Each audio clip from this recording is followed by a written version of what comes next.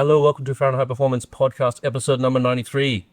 VJ Varada, welcome to the podcast. How are you? Thank you. It's a real honor. Yeah. It's good that I caught you because you don't live in Singapore anymore.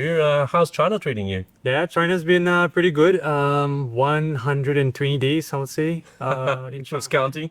Yeah, still counting. Yeah, it's been really good. It was a really hot summer. We had some 42-degree afternoons, like really long afternoons. Is it humid as well, or is it just hot? I would say sometimes it gets close to Singapore humidity. Wow. But still say in the high 80s. And then recently we had a bit of a shower. And then, of course, right after that, just like typical Singapore, you feel everything coming right up at you. But yeah, otherwise, Shanghai has been the only thing I would say, and very interestingly, I would say, is that it's flatter in Singapore. Yeah. So, like in Singapore for a 100K ride, you could probably still get 300 meters elevation. Yeah. You get maybe less than 100 then for a 100K ride. So it's full gas all the time. Everyone's just drafting. And flat drafting, but the guys there are really nice. Took me a while to get used to being on the other side of the road. On the wrong side of the road? On the wrong side of the road. Yeah. Not so much like traffic, but like, when you have to overtake, you can't do it on the inside and you have to do it on the outside. Or you come to a T-junction and you don't know which way to turn when there's no cars around. Yeah. I used to get that in America all the time. Yeah. So, it's been good. Like, really loved it. So, yeah.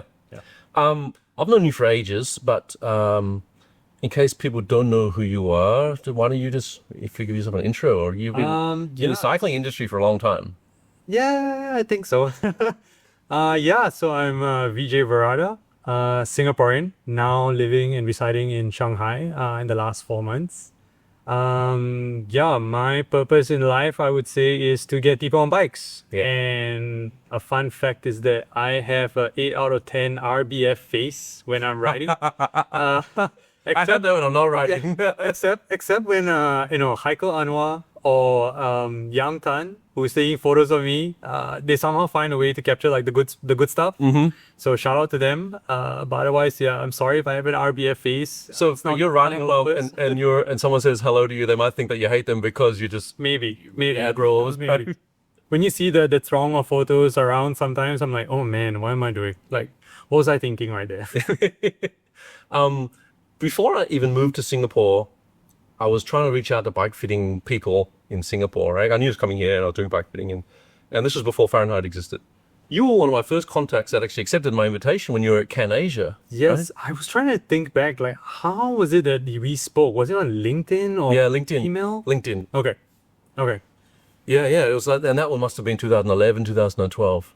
So yes. So what were you doing at Cannasia? And then shortly after that, you left and you were specialized, right? Yeah. So 2010 to 2012, that was my stint at Cannasia with the cool guys at Frankel. And then I think we expanded into Vertex. Yes. Which is where the Fit Bike used to be, right? Yeah. So Vertex was the place to go to, I think in the early 2010s to the mid 2000s as well. That's where all the big guys were. Scott, Vertex, Giant. Yeah. Cannasia was there, so Cannondale was there. KH Cycles was there as well. So it's pretty cool. I think it was a bit of a glory day, I would say, where I think cycling came back up a little bit more in the ranks. A lot more racing as well, because I remember 2010, that was Youth Olympic Games, if I'm not wrong. Yes. Well, BMX Park was there as well, right? Yeah, so I think it was pretty good to see. And we were really close and tight-knit as a group on that street. It was pretty interesting. I remember it was Jace in Giant and Specialized. Yeah. And then it was Robin in Scott. So we were always talking to each other, and people were just coming there, testing bikes. It was perfect. Ample loads of parking. I think that's one of the biggest things that Singaporeans always want, on the weekends when they get out. We were doing a lot of bike fits, or I would say it's more bike sizing rather than bike fits. Yeah. And then so Cannasia, you moved on, because I really got to know you when you were Specialized. Yeah. Because when I was a Specialized retailer and you were coping with saddles and that sort of stuff, right? Yeah. So what were you doing for Specialized? So interestingly, Specialized opened a couple of months right after Cannasia did the grand opening at Vertex. So they had the first concept store just right next to Giant. Yeah. So that's owned by T-Junction. Yeah. And yeah, so the owners, or not the owners, sorry, the marketing directors came in and they were just, posing as customers. It was really odd because they weren't like really secret shopping. It was kind of obvious, and we started talking, and it was kind of cool. I remember the person's name, Joe Eden. Yeah. Shout out to him. And he was just talking to me about bikes and the market and the trends, and I was like, dude, you don't sound like a customer at all. Yeah. And yeah, one thing got to another, and I think I was also looking for something a little bit more at that point. Because my background was in sports science, and yeah, when you came up to store manager, that was pretty much like in the heyday, that was the thing. You would either then go out on it on your own. Yeah. And I just wanted a little bit more. So I think they were also looking out for potentials to work with the brand itself regionally. And that's where I think how things got started, and it was perfect. I remember I signed my contract, and the guy who I spoke to, Billy, on the 4th day, like literally 2 or 3 days right after, I got an air ticket, and they said, okay, we're sending you up. You're going for class. You're going to stay in HQ for a month, or maybe 2 months. I don't know, depending on your visa. And you're going to learn everything you need to learn. And I'm like, what? That's cool. Like, I have no idea what I was going to do. So I just, hopped on a plane. Someone picked me up in California. Yep. And then, we went down south to... My house in California is 1 hour from Morgan Hill, so we're probably in the same neighborhood. San Jose. Yeah, I'm just north of San Jose in Sunnyvale, right? And then Morgan Hill is just south of San Jose, right? Yeah, and it was because you did most of the fit for specialized regionally, like the training for it, right? Correct. So I think it was rigorously good 4 months of training. So after I came back from HQ, I was stationed in the Australia office for a while. So was retail another month. Already under the umbrella of specialized back then? Not really. I think that was still in the early stages. Although there were already talks and we were already aware of some of these things. It was pretty cool. Like we were understanding at least the differences in all the kind of fit systems that were out there back then. And body geometry was still very manual at this point. So I think by the time it was 2014, that's when I think we came out and we acquired Retool and we shifted or we merged or we integrated the curriculum from body geometry fit with Retool as well. So I think it was pretty cool. Like you could see how as a fitter you would use your eyes or experience the way you would talk to someone and really understand the anatomical side of their movements or the biomechanical side of their movements. And then with Retool, it's machinery, right? It's technology at the end of the day, and it helps you out. So snapshots of the position, and then so it quickens things up because I think fits used to be. It was funny, like my exam, you had to do a fit in 1.5 hours.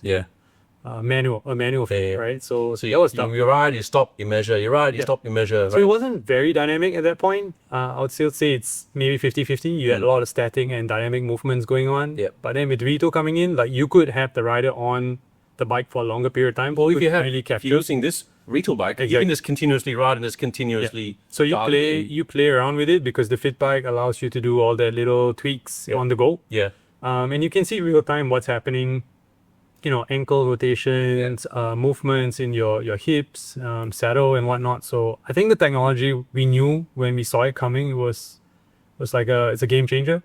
So and then Specialized, you were there until I get COVID-ish times, right? I was there for 8.5 years. I think I was pretty impressed with myself for staying in a company for 8.5 years. I think each time it was always something new. Also not because it was only fit. I think fit was one of the things that I had under my belt, but in the last 2.5 years, thanks to Mochi, I would say, and the team there, they gave me an opportunity to really work on category development. And this was where e-bikes was really coming up. Unfortunately for Singapore though, it was a little bit tougher because of the regulations that were here. And the things that you had to go through to pass the regulations were a little bit trickier. And we were working with the Swiss team on that. But, outside of Singapore, we saw it take off really well, especially on the mountain bike side of things. What was really cool to see was that we saw older generations coming back into the sport just mountain biking. Yeah. Younger generations coming into the sport of mountain biking as well, because maybe they don't know how to follow the line, they don't know what sort of lines to take. I was really happy because I could ride mountain bikes again with the fast guys. With just maybe 15% juice. Yeah. And I could follow and I could really see and I could really train. Although, a lot of people would say, just put it on full gas and you go. And it's like, You lose a bit of cycling when you do that. So what is the reason why we don't see e-bikes in Singapore?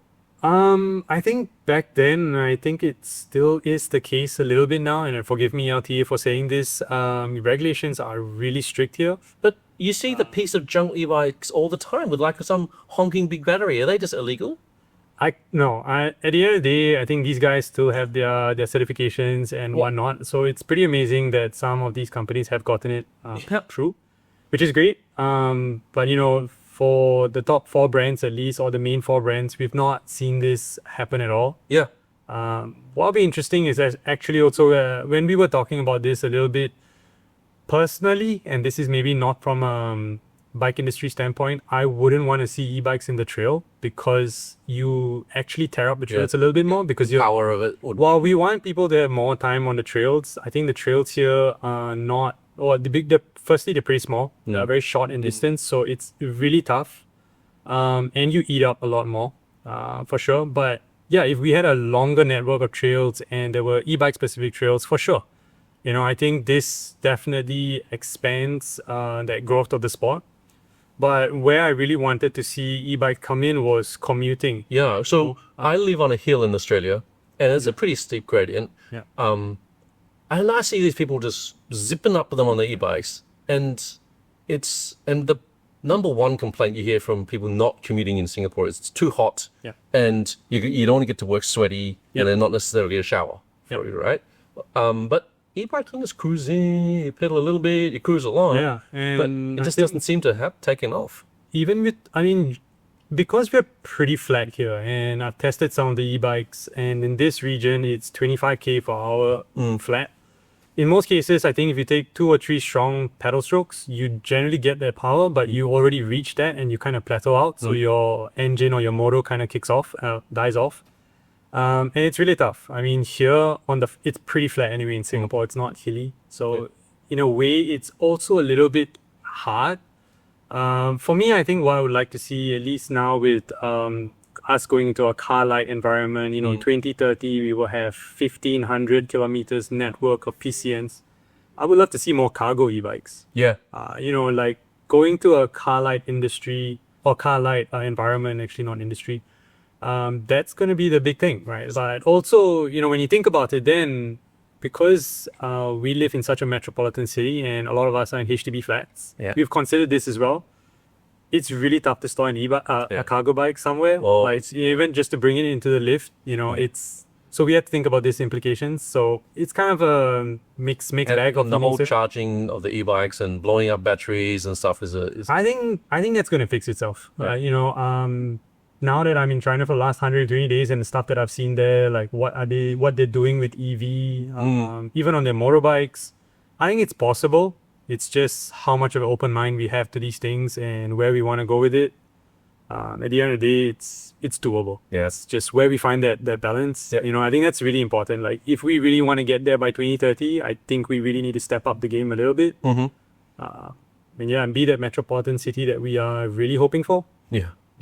So you've got a glimpse into the future when and Shanghai is it's the biggest city in the world, right? Or maybe Mexico City is bigger, it's huge. I can't remember the population size right now. I know that should be in my head, but Shanghai alone, just the stuff that I see there is just crazy. Every time I go out on the bike, I'm just wow. Yeah. And technology is just a whole other level. Some of the buddies that came by recently, everything's on your phone, mini programs, whatnot, Alipay, WeChat, you have it. You name it, you have it. Last month, convenience is it? I think convenience in capital letters, right? So it's crazy. Sometimes I'm a bit worried because, my whole life is on the phone. I remember like the first 3 weeks because I had to get up, I had to set up so many things administratively. I remember texting you then and you were saying, I'm a bit out of my depth and I don't know what I'm doing. Yeah, it's crazy. And I think you know how iPhone usually sends you a message every other week, or on Sundays at least it tells me how much my phone time has been. Yeah. It went up by a good 200% because I was on Taobao, I was on Xiaohongshu, I was on Dianping, Meituan and whatnot, and it's part of work as well, right? Like I'm researching stuff. So yeah, it's crazy. So you moved on to Decathlon. Yeah. Now, right? And you were in Decathlon in Singapore for quite a few years. Yeah, I was in Decathlon since 21, so I would say almost 4.5 years before I moved out to the Shanghai team or the China team. But that's completely unbike fit related, right? It was just Yeah. cycling, but not bike fit, right? So I think after Specialized, where I did a lot of product talks, my major was in bike fit, yes, and then after that the category management in e-bikes. I came out to do category management as well in Decathlon, and that was really in the adult side of things. So I think the way they see sports is totally different. Really, it's about accessibility at the end of the day, and it's pretty cool. I think for me, at 8.5 years being at the tip of the spear, I think it was great, good experience. And then really where I wanted to see myself grow a little bit more was in that middle group, right? That base of the pyramid. I think that's where it got really fun because generally, even before COVID, we started to see sports pick up. Even during the time when Decathlon came in, I think it was 2015 or 2016. In Singapore, we were watching them like a hawk. Yeah. We were saying like these guys are great for the economy because, you know, or at least for our industry, because it opens new doors for sure in terms of accessibility. And it was really nice, like when I applied and they were super happy to see someone with experience, and I was like, yeah, okay, sure, let's do this, you know, like let's try something out. Because So a lot of my running stuff is from Decathlon. Like, it's well designed, it's quite cheap, right? Or it's quite economical. It's got all the stuff that you need, but doesn't have all the stuff you don't need, right? And for like running shorts, you don't need like premier chamois or anything like that. And you can have 10 pairs and just rotate them through the line, right? And you don't like, before Decathlon came along, you go to Nike and each pair of running shorts was like $80, $90. Whereas Decathlon, you get them for like 20, 30, 40, right? And they don't need to be fancy. yeah, I think they changed the way accessibility to sport happened. You know, like I think the way I would compare it was when I was younger and I had to buy swim kits for myself when I was still training a lot. We had like dealers and stuff that we would go through, but I would think of my other friends, like how would they buy stuff? You know, like Speedos weren't cheap. Yeah. And now with Decathlon coming in with Nabaiji, you know, goggles are dirt cheap. Yeah. And high value. I mean, you know, that's the most important thing. Like, they work really well. They're not like something you would. And if you go to, buy if you through- see any kids swim class on the side of the condo pool or anywhere, Yeah. they're all wearing the Decathlon kit because they grow so fast. Why bother spending $100 on a swimsuit when in half a year they're going to grow out of it, right? Yeah. And I think what's also interesting when I joined Decathlon was, I think this was at the start of it, when I first entered the company, was sustainability. Sustainability is a big one. Maybe not so much on every single sport, but on key sports, like even for us in bikes, where we had a lot of we call it second life. And this was great, especially in kids' bikes. Like, you know, how kids you have your growth spurts, right? Yeah. And every kid's a bit different from the other. So it's pretty nice to see that you have an avenue to come back to, and I could, you know, sell my bike back, buy a new bike, or maybe just, you know, hand it on to someone else and they could get it refurbished. And I think for me, this was a game changer as well. Like in the bike industry, we had that in the bike shops in some way for adult bikes, but it wasn't heavy. I think it was really difficult. I remember there were some guys who tried to do it, or To Go Parts was a big one. Carousel is still a big one, and people are selling their stuff online. But yeah, with Decathlon, you know, now coming in, and I think they've also partnered with Carousel as well. So it's pretty cool that, you know, they're creating this circularity, and that's a big thing. You know, you're still thinking about the environment at the end of the day. So Yeah, and one less bike to go to landfill, right? Yeah. Because so many times you've got something, you just don't know how to get it to the next person, right? Yeah. So you're enjoying your time with Decathlon so far? Why are you in China? So yeah, I think with Decathlon, like I said, it was that middle group. And like, you know, when I introduced myself, my biggest purpose, not my biggest purpose, my only purpose now really is to get people on bikes, whether it's young or old. Yeah. And Decathlon was, I think I saw myself align a little bit with the values there and how they have accessibility. So for me, it was great. It was also a way to stay in the bike industry. I think just after Specialized, I burnt out a little bit. I took a 6 months break and I was just riding mountain bikes. Nice. Kudos to Zul because of that. He got me back on the mountain bike. And I was just, during COVID, you had the circuit breaker where you could only go either in pairs or in threes. And it was just me and him out in Bukit Timah every day. And I think I was really happy being in the trails. And that's where I think I also got a bit into gravel cycling a bit more. So for me, Decathlon first with adult bikes, it was just pure experience. And for me, I think the content was really learning about what the company does end to end in terms of value chain or creating value in that sense. So it was very different. Like, I think we were like a 15-man team in Specialized in Southeast Asia. But here in Decathlon, when I first joined, I think it was close to 50 to 60 and we were growing.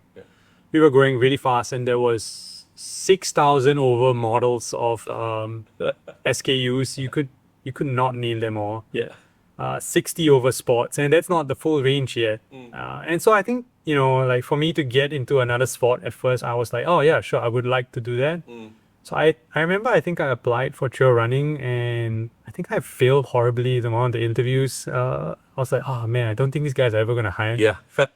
And then they saw I had this, at that point, I would say almost already 15-year experience in cycling.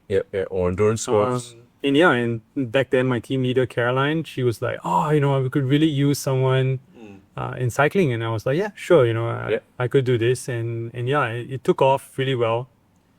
And what was funny was there was a running joke about, because we were working a lot with the China team on production and whatnot. So I was very close with the China team at that point. And they were, they had their own market. Pretty much, right? They only talk about the China market, right? China market was XDS, right? No one knew about it, but apparently it's a huge company because it just serves the 1 billion people or half billion people. The domestic market there is really a whole other level, and kudos for me being there now to even just experience it. And so the joke was we were always trying to get stuff done with them, but really they didn't have the manpower to help us out. And the joke was, oh, you know what? Just pay me some extra dollars, and I would just do the job because it was a back-end system, and we were joking about this, and one thing led to another, and it kind of came to fruition that they were hiring, and we're like, called your bluff.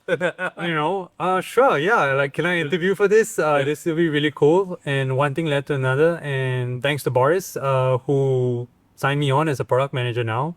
So I'm leading up the kids cycling department together with 3 other very cool people, Eva, Beryl, and Holly.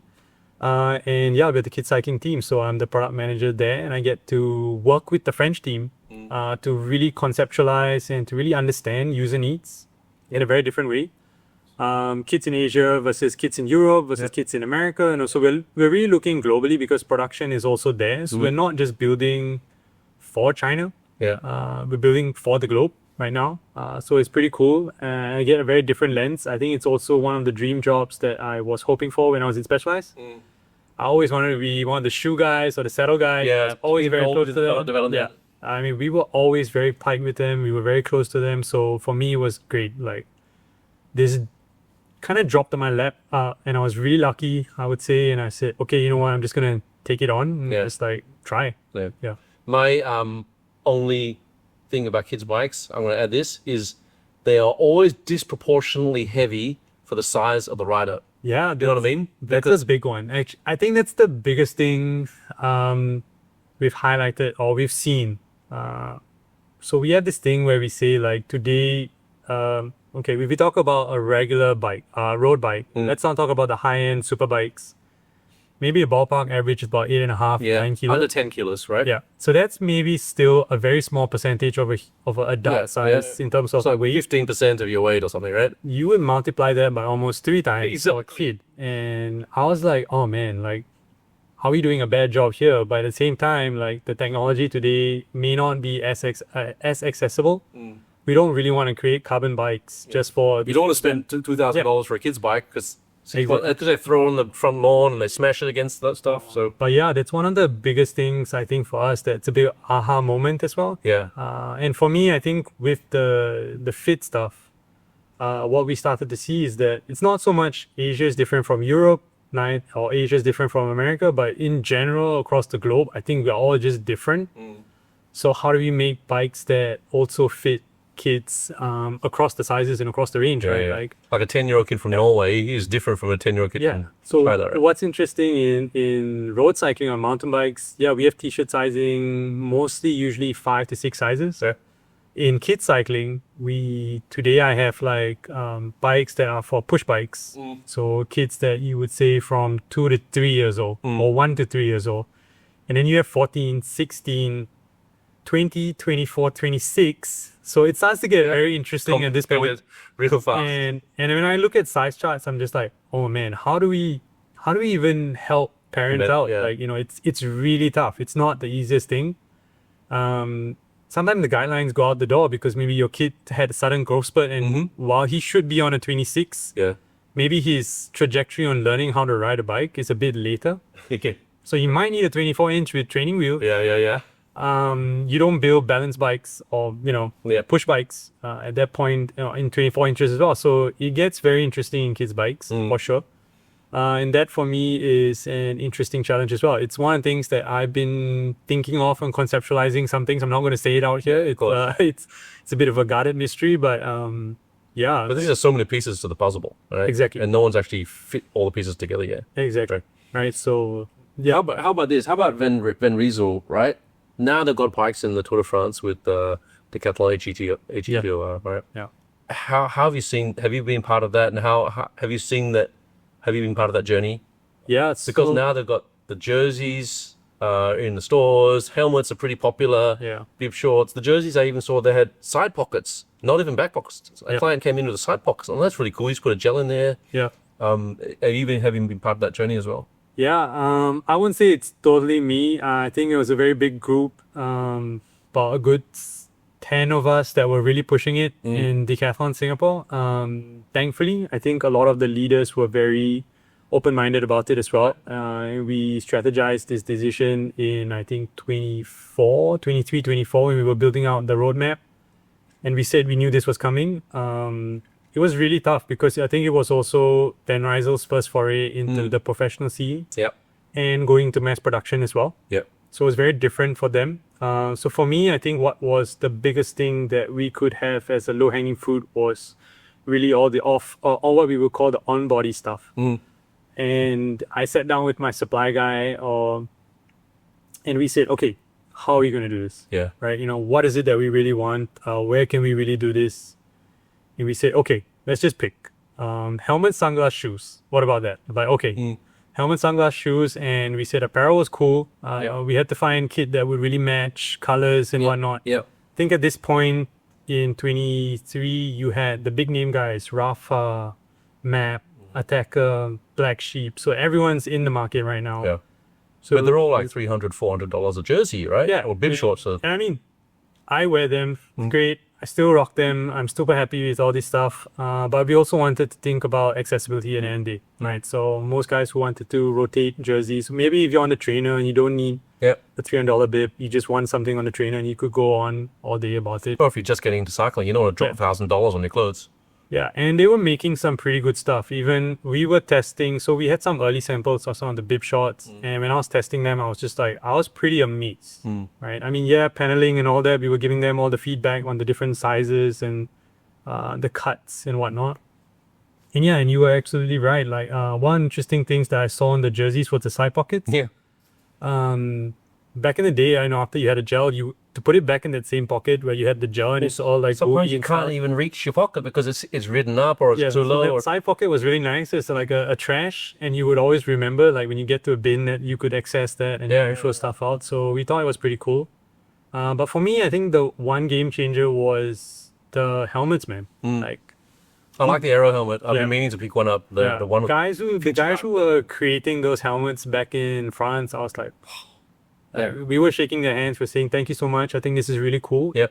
Now the only thing is, please make an Asian fit. or a rounder shape, because this is really important for us in this side of the world. And I think China was spearheading this a little bit. So I thought that was really cool. Is that the same? Are they actually using that exact helmet in Tour de France and Yes. World Tour races? Yes. So everything that you see from sunglasses to shoes, the kit is slightly different. I think right now we have the pro kit in only the team issue colors. Yeah. But then the trickle down is in terms of the padding and the shorts and whatnot. Yeah. So this year we are full on, zip and riser from head to toe. Yeah. It's and it's great. So then it's pretty affordable. You can go in there, you can get your full kit, and you're not busting your hole in the wallet. Yeah, I think, and I don't think we're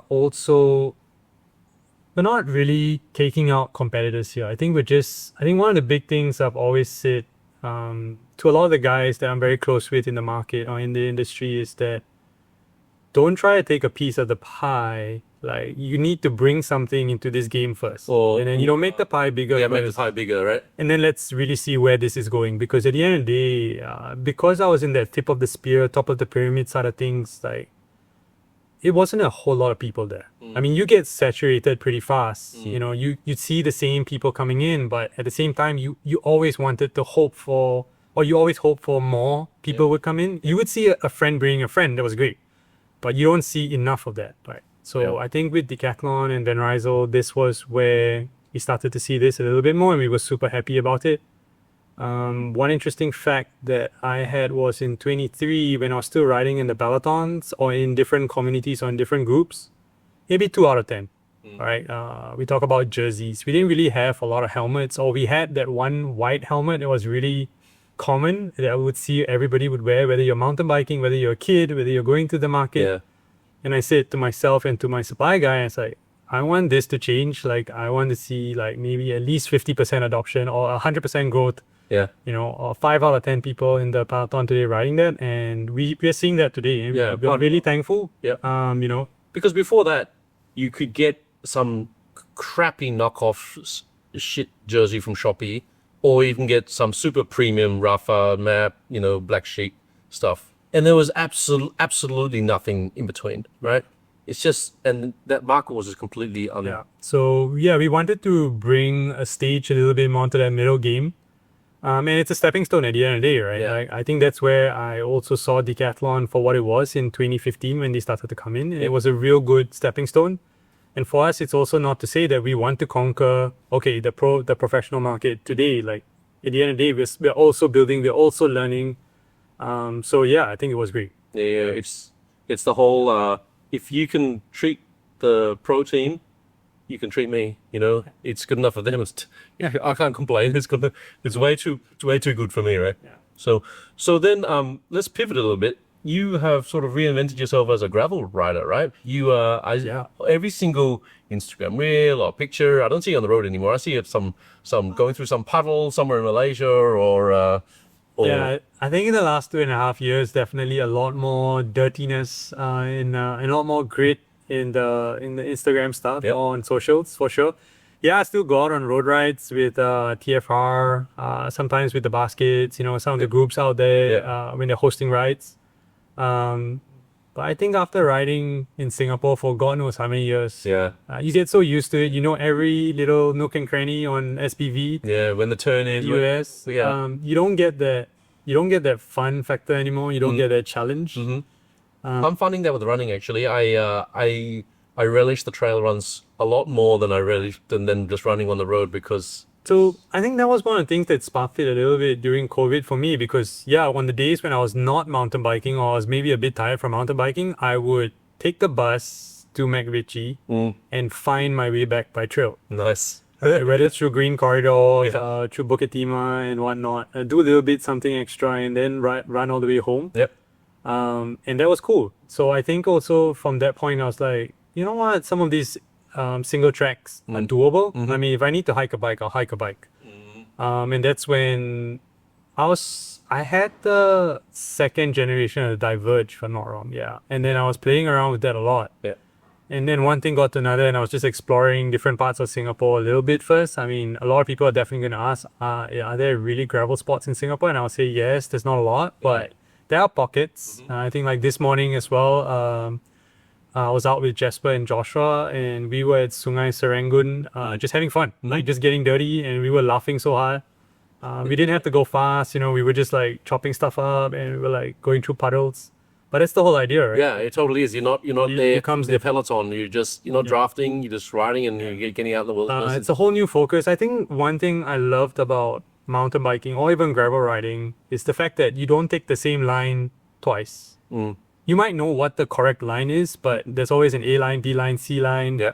And you want to just try something different, and you want to see how the bike reacts or how you react. Maybe you might fall, maybe you might not, but And it changes, right? Yeah. Like you might take this line one day, but then they create a massive puddle there the next time you come through it, and you can't go that way this time. And I think a lot of it also was to challenge my perspective a bit in life. Like I think I was a bit too straight edged. At one point, I think I was very military in that sense.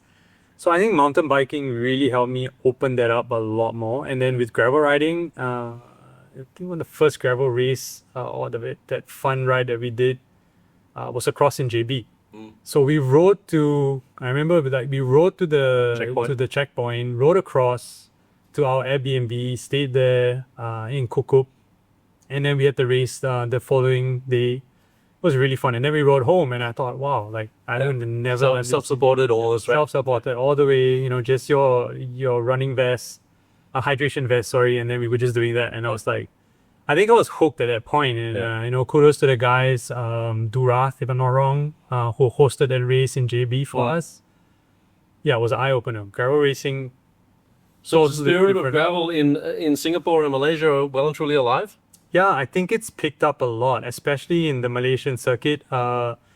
Again, the guys in Specialized was also sponsoring events, but at the same time, these guys, the communities in all the different states, they were coming together to host a circuit. I think it was maybe like 3 races or 4 races at the very start, and now you have almost like 6 to 8 races a year, and it's really good to see in totally different parts of Malaysia.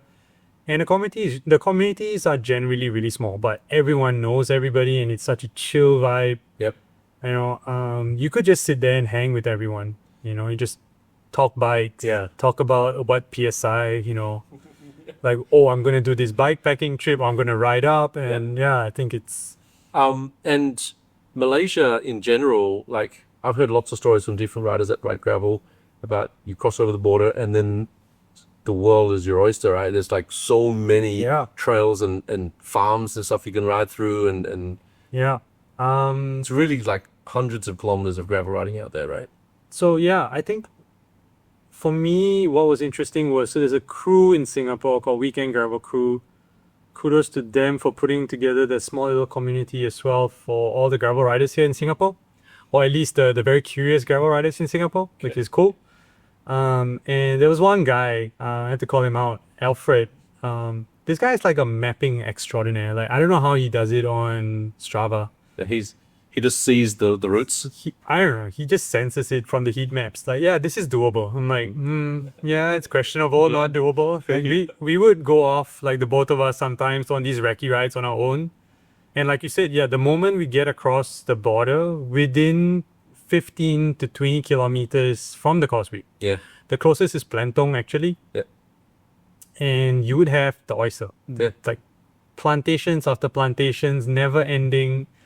And it's all interlocked in some way. It goes in like various directions in maze. Is it private property or is it public or is it Sometimes some of the plantations that we've crossed into are private, but there are security guards, and we usually ask security guards, like, is it all right if we go in and we come out? And most of the time they're pretty cool as long as you don't do anything silly inside. Because it's normally just access roads for all the other plantations and stuff, right? Exactly. And Alfred finds the sickest climbs, the meanest stuff, the valleys. Yeah.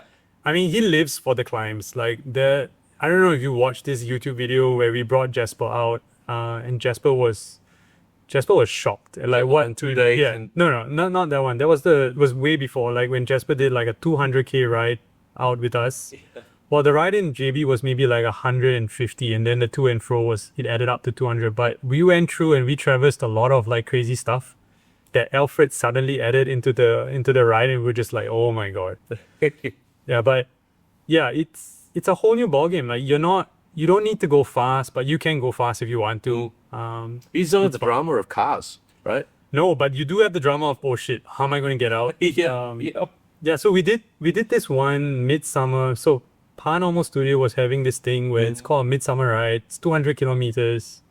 I think it was like right smack in June or July in 2023 when we did this, or 24, I can't remember. But we just literally joined 3 different routes that we did together. And this came up to about 200K.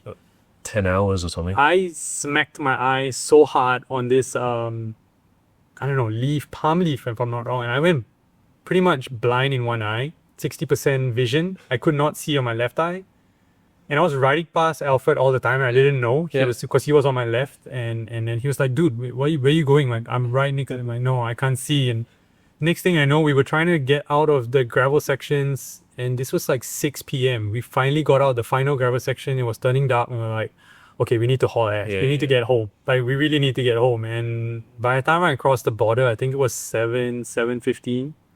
And by the time I got home, it was 8 o'clock. Thankfully, the little, remote washer at the car park was still open. Yep. So I could still get my washing in, but it was one epic ride. And that's like 200. Those sort of rides, you just get home, you just get clean again, and just lie somewhere. And then I remember, like, I got a text from Alfred, and he said, it's Sunday, we could have just been home, like, just sitting and just chilling out. And we're like, yeah, like, why are we doing this? Like, we're too old for this. Like, so, but yeah, that's what it is, gravel, right? You just go out and explore, and you see stuff. Yeah, you see a lot of cool stuff out there. So what's the, so now you're still in the cycling industry. What do you see the future of gravel sort of riding? And is it more of this bikepacking adventure stuff, or is it just more of the same? I think more interesting, I really hope this carries on, is that during COVID, when I was sitting in some of the bike shops, people were actually walking in asking for gravel bikes. They literally used the term gravel bikes, and I was just like, wow, that's not something you hear every day. You don't hear someone who walks in who doesn't really understand cycling who says gravel bikes. So a lot of people are starting to see, like, it's a more accessible way into, a bike that has drop bars, maybe in a more aggressive position, or maybe something with a flat bar bike with gravel tires. Because there's some people who are just more comfortable with a fatter tire, more knobby tires and stuff. Exactly, right? Maybe I don't need suspension. I still want something lightweight. I still want something that I can go move around everywhere. I think it's great. I really hope it carries on. I think it's also moved a little bit. I know Brompton has a G line now, so it's cool. Like, slightly fatter tires, slightly knobbier tires. I think this is I hopefully think it's a way of life. It's definitely, it's a big thing across the world now in terms of gravel racing. There's a whole circuit. There's the Gravel Earth series. There's the UCI series. In America, it's like gravel. Everyone's doing gravel racing, and not many people are doing road racing anymore. Yeah, and you see how the racing is going and how fast they are, and yes, it's really crazy. I think there's 2 spectrums of it as well. What's also interesting is, like, and we were just talking about this, like, when I saw on my feed and it was popping up of this guy who's just traversing across Malaysia, and I realized this Singaporean guy, who's this guy? And I realized this is Ram. Yeah. Right, and shout out to Ram. Like, you were crazy, man. Like, to just get out there, bike pack, and in gravel terrain. And I was like, what? Yeah, I remember following his journey from like day 5 until and I was literally like just rooting for him. Like, okay, man, like, you need to get across this and just show us, like, this can be done. Yes, this can be done. Like, that's I think the essence of gravel in that sense. Like, you have a very different perspective. Like I said, you don't need to take the same line, and that less traveled path is something people are looking for. I think COVID kind of proved that a little bit. Yeah, I think COVID, everyone is in the city. Yeah. But the convenience of the city was taken away because you couldn't go out, and then people just wanted to eject and just try something else. Yeah. In Australia, it's happening all the time. People are retiring early, just getting a camper van, just driving around and just stopping at towns along the way. Yeah. Same sort of concept, right? And I think some of the stuff that I've been reading as well, about the outdoor lifestyle, people are embracing this a little bit more, getting back into nature. I think this is great. I mean, if you could do it on a bike, why not, right? If you want to do it on foot, that by all means go for it. But Oh God! on a bike, yeah, At least you could carry go, yeah, yeah, and carrying stuff on the bike. I mean, some of the guys that I see that are doing bike packing, ultra bike packing, it's crazy. Yeah, it's so fun watching them do this stuff, and it's opening up a different avenue of how you could traverse to different point A's to point B's on a bike. Yep. But I think it's just great. And you're on your own. You got no accountability up to other people, so to speak, right? You're just if you get there when you get there, and if you don't, you sort of. I mean, it kind of also goes back to understanding the bike as it is, right? It's it's the simplest machine I would say it's still the most advanced machine in the sense from when it was created. Like it brings you from point A to point B, but you're the person the thing that's driving it at the end of the day. So that simplicity in like how you're merging two things together, that's huge. That's like you can't beat that. Like I'd not felt anything. I mean, I like to trail run as well. I like to go running, but you just can't fight the efficiency of traveling long distances, right? In that fleeting feeling of like that smile you would have when you see the sunrise, you see the sunset, or you have that wind blowing in your face, on the bike. Yep. Yeah, So what next for you? Is this a permanent thing? How's the Chinese? Are you conversational? Yeah. My team in China would probably laugh at me, but they've been super supportive of me so far. They've been helping me out a lot, with translations and whatnot. And I gotta say, like the Mandarin context or the context of Mandarin in China is a whole other level. Like I think whatever I've been studying in school here helped me. So did you learn Chinese as a second language during school? Yeah. So for me, I think it was interesting because I'm Chindian, so I grew up with having the eligibility to choose whatever language I could have for mother tongue. Yeah. And my dad said, you know what, learn Mandarin. I think it'll be pretty fun. Okay. Fun. So, I think it's paying off now in terms of conversations. I can still read. Probably writing's the toughest, but, in short sentences, I get by. I could answer a lot of WeChat texts. That's the most important. But my team there has been super nice and been really patient with me to help me out and understand. I think, with bike terms, it's not so bad because you pick it up and you use it every day. But when you start to think of business terms, when you want to talk to users or you want to talk to parents, to get emotions out of them, and with the very basic Singaporean direct translation Chinese that we have, it gets really funny, and they're looking at you. They're like, "What?" Yeah, we have the same issue in the physio clinic here. Yeah, all the physios are Singaporean. They speak Chinese, but then the China person will come in and you're trying to talk about meniscus or ACL, and they don't know what the word is for that because it's not a conversational word. It's actually a very technical term. Exactly. Right. And I think it was I remember. So the exact same thing happened to me when I was teaching fit. And one of the big places where we really boomed in fit in Southeast Asia was Thailand, and I had to learn. I had to write all these things down. And the guy who Sid, right?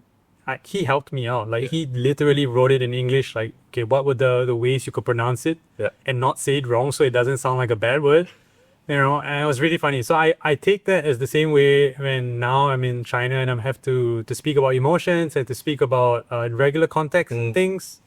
But you learn as you go, and it's fun. Like I think that curiosity, it's great. So this is a permanent thing for now. Like you'll be there. Fingers crossed. I hope so. Boris, please, keep me there. I think for me so far it's been an eye opener. We just had a team visit 1 week ago before I came home, and it was a really good visit. Like it was a good exchange.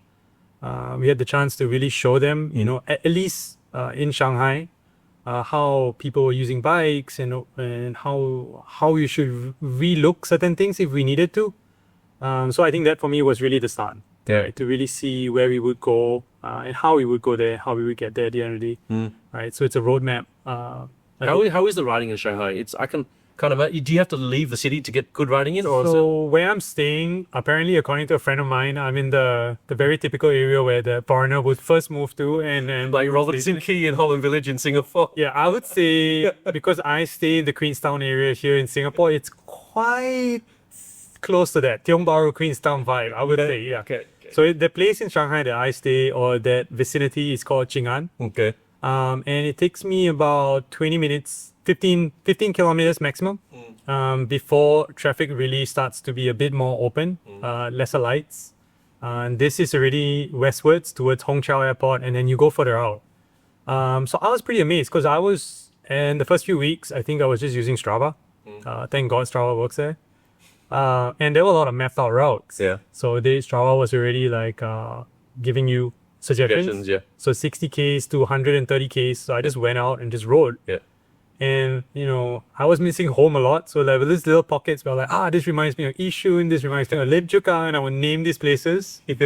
So I would go there and explore a little bit more. And then I started going further out into the more Lim Chu Kang vibes. And then you had all these plantations, rice fields.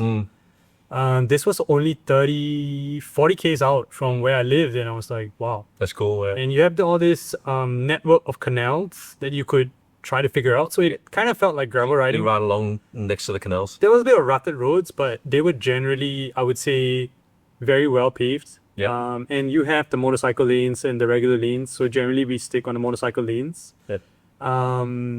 So for me, because it was pancake flat on the really long sections, I was just chasing down motorbikes. And then when I get into all these plantations, I would pause. I would really ride slow and just take it in. So yeah, you take it all in. Like it's so much to see, and because it was summer, so it was really nice. There's a lot of green, a lot of canals, a lot of wind. You could smell. And you don't have to ride at 5:30 in the morning, right? 5:30 in the morning. It's like 9 a.m. here.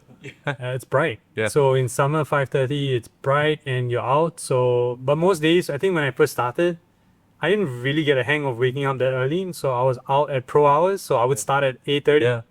And then I forget it's the summer heat. I'm like, yeah, I'll be fine. I'm a Singaporean. I'm used to the heat here. Yeah. It's like Australian heat. 10 lines were a lot more crisp. My colleagues were laughing so hard every time I came back on Monday. They were like, where did you go? Because they're like tracking my Strava. So they're like, where did you go? And it's so hot and you were out there for like 7 hours. Country bumpkin going out. So coming back, going out's not the problem. It's always coming back. So you got to plan really well, especially when you come back. Because I live in Qing'an and it's really a little bit closer to the city, you get a lot of lights. So you have a lot of stoppages along the way and you're trying to share traffic with all these other motorists. It gets really hot. Like suddenly you're just burning. Like you're in a sauna and the exhaust pipes. So it's not the exhaust because everything is EV. Yeah. It's just generally the heat. It starts to pile on, right? And then you're just like, oh man, I just want to get to a coffee place really fast. I just want to get back to my room because there's AC. Right? I think that was good for like the last 9 days. And I think just before I left, it was still, I would say it's a very late summer. So I've not really felt autumn yet. Like a lot of people that it gets really cold in the winter time, right? Yeah. So some of the people, they were telling me when you feel a sudden change in temperature, autumn's here, and I'm like, I'm still waiting for that. Yeah, good. I want to go through that. Yeah. And then everybody's just like prepping me now because winter's going to be really wet, cold. Apparently, Shanghai's winter is a wet, cold winter. So not a drop like Beijing is a dry cold, right? Yeah. So they're like, when you get home, you'll know what we need. Like it's gonna be colder at home than it is outside. I'm like, oh shit. Okay. Right. So yeah, everyone's like, buy a heater for your toilet so it gets nice and toasty in the morning when you go bathe or when you sit on the toilet bowl. Yeah. Like, oh, okay. For a Singaporean, that's like, you don't understand what this. Exactly. Like, and I think I'm pretty excited at the same time, a bit nervous to go through this. Like, because I don't have half the things what they say is true. It's still a little trouble. Yeah. So I'm gonna try to embrace this a little bit, and then go through at least a long curve, at least that winter, the first winter. Yeah. Then you'll reevaluate. Exactly. Okay, VJ. We could talk all night, but I think we better wrap it up. What's the best way to get a hold of you? VJ on Instagram. Yeah, for sure. I still do a lot on Instagram, whether it's China or whether it's here. They have Instagram in China? No, they don't have Instagram. It's blocked for sure. But yeah, I'm thinking of figuring out how Xiaohongshu works. Okay. Maybe I'll put some stuff up on Red Note there. And you guys can still follow me on the same handle. Yeah, VJ is like WEEEJAY, right? Yeah. VJ, been a pleasure. Thank you so much. Let's catch up again when you're in town again. Yeah, for sure. Okay, thanks.